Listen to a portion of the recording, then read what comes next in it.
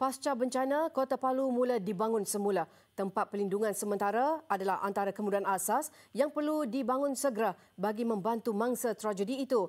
Dan di lokasi pada ketika ini, wartawan Nadia Mohsen yang mengikuti misi kemanusiaan kali ketiga dianjurkan Majlis Perundingan Pertubuhan Islam Malaysia MAPIM.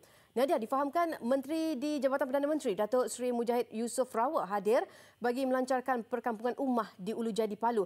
Jadi boleh kongsikan perinciannya, Nadia? Baiklah, terima kasih rakan tugas. Pada ketika ini kami berada di Balaroa, salah satu lokasi yang terjejas akibat bencana yang berlaku di Sulawesi Tengah pada September lalu, akhir September lalu, dan bantuan asing memang sudah mula masuk sejak dari awal lagi, sejak bencana ini berlaku, dan Malaysia juga tidak terkecuali. Dan seperti yang tadi ada dikatakan bahawa bantuan termasuklah pembinaan untuk rumah sementara atau huntara dipanggil di sini, hunian sementara kepada penduduk yang kehilangan tempat tinggal. Dan Malaysia juga tidak terkecuali, dan salah satunya adalah pembinaan perkampungan ummah yang akan dibina di kawasan Ulu Jadi. Dan bagi mendapatkan maklumat yang lebih terperinci lagi mengenai itu, bersama-sama saya pada ketika ini ialah YB Menteri sini, Datuk Seri Mujahid Yusof Rawak. Jadi apa khabar Datuk Seri? Terima kasih banyak. Terima kasih pada TV3 kerana bagi ruang pada kami hari ini. Terima kasih juga kerana bersama kami. Jadi mungkin Datuk Seri boleh jelaskan mengenai projek yang akan dibina di Ulu Jadi yang menelan belanja kira-kira RM1 juta. Ya, memang betul.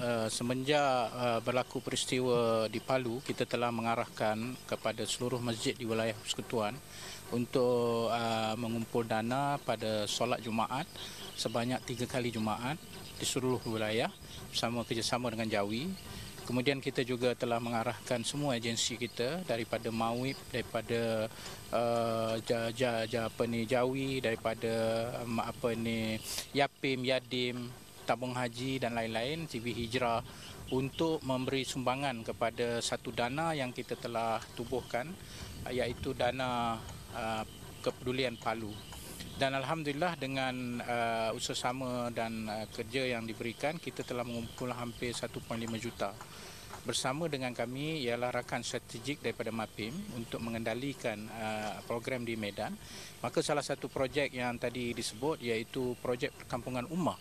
Kerana kita tahu seperti yang dapat dilihat dari latar ini, habis hancur semuanya, sama ada hasil daripada tsunami yang di dekat-dekat laut ataupun gempa yang berada di tempat yang berlaku, dan yang paling buruk ialah likuifaksi seperti yang kita sedang hadapi ini di tempat Balaroa ini, di mana ia melibatkan beribu-ribu rumah yang tenggelam dalam ditimbus tanah, dan mereka membuat satu kubur besar di sini. Jadi salah satu daripada kita punya usaha ialah untuk membina rumah-rumah yang kita namakan perkampungan ummah, dan satu projek awal kita melibatkan 100 biji rumah yang cukup lengkap dia punya fasilitas, dan ia menelan belanja hampir 1 juta.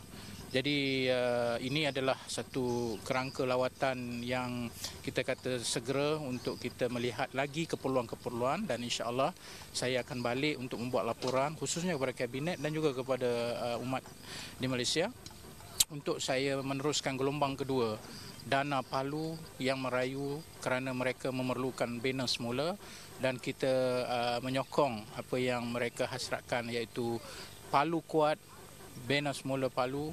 Dan ini adalah satu slogan yang memberi semangat kepada mereka agar Palu dapat dibangunkan, dan kita berwajipan untuk membantu mereka.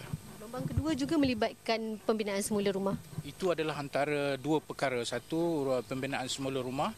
Yang kedua ialah keperluan sumber air yang bersih. Itu pun satu projek yang kita kendalikan bersama dengan MAPIM untuk kita bina sumber air yang bersih. Dan dia akan menguntungkan 5,000-6,000 orang, dan kita ada beberapa puluh projek yang kita tumpukan untuk bekalan sumber air dari tanah yang bersih. Dari segi pemilihan keluarga yang akan dapat Ya, of course, daripada dana yang kita telah kutip, kita tidak menggunakan orang tengah. Kita terus langsung kepada mangsa, dan sudah tentulah dengan kerjasama NGO di sini, maka kita akan memilih mereka mengikut suasana kampung yang paling teruk terjejas untuk diberi keutamaan terlebih dahulu. Terima kasih Datuk Seri untuk waktunya. Ya, itu sedikit sebanyak perincian dan difahamkan rombongan ini akan meneruskan perjalanan ke beberapa lokasi lain yang terjejas selain untuk menyampaikan bantuan yang telah disediakan. Saya kira itu saja dulu dari saya. Kembali bersama rakan tugas di studio. Silakan.